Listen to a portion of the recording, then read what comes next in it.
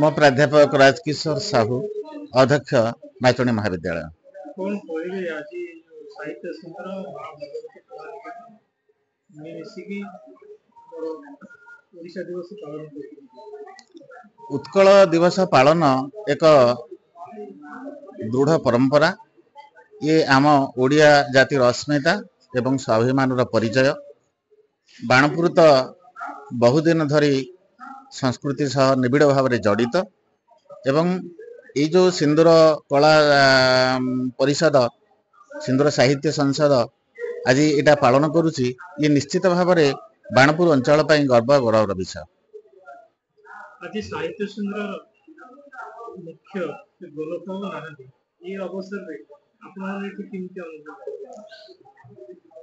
मुझे अभाव बहु परिमाण अनुभव करुली, किंतु किछि समय चलिबा परे से फोन माध्यम रे जो वार्ता देले ता मते अत्यंत अनुप्राणित करिछि, आनंदित करिछि एवं तांकर अवदान पई मु कृतज्ञता जणाउछि। तांको एभली एक सुस्थ परंपरा बजाय रखिबारे तांकर भूमिका बेस सक्रिय।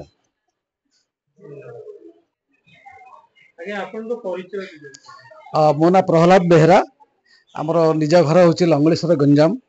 आज जेहेतु उत्कल दिवस कार्यक्रम उपस्थित होगापाई मुझे आसती। कौन कहबे आज जो साहित्य सिंदूर भगवती कला निकेतन तरफ उत्कल दिवस पालन कर विशिष्ट अतिथि भाव सर बहुत धन्यवाद अनुष्ठान को मुझे प्रथमे जो मैंने आज उत्कल दिवस रे उत्कलीय स्मृति को चारण करुछंती सही अनुष्ठान मानक से अनुष्ठान उद्योगी पुरुष मानक मु निश्चित धन्यवाद जनइबी जहाँ से स्मृति को से मन रखिंट अन्य मानक स्मृतिचारण करार सुजोग दौरान। तेणु आमर ए उत्कलीय परंपरा, उत्कलीय साहित्य, उत्कलीय भाषा ये सब अति महान अति बलिष्ठ, यार पुनादी अति निखुण भाव में तेणु यहाँ दुर्बल हवार नहीं। अनेक आज भाषा दिवस अनेक कहते ओडिया भाषा मरीज, ओडिया भाषार विलुप्ति है, ओडिया भाषार संकीर्णता प्रकाश पाइलानी। यह बहुत भूल, कारण आमर जगन्नाथ संस्कृति जगन्नाथ पीठ होची ये समग्र विश्व को एकीभूत करिवार पीठ। एठी समस्त मिलित होइचंते, तेणु भाषा जो मिलन एठी मिलित हबो नाही ताको आमे काहेकि मन करिवा। तेणु सर्व भाषार समन्वयर पीठ होची ये उत्कल।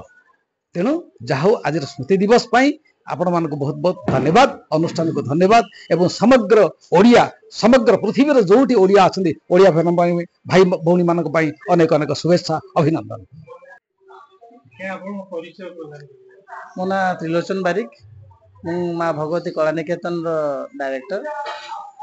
भगवती कला निकेतन और साहित्य सिंदूर मिसी आज उत्सव टी पालन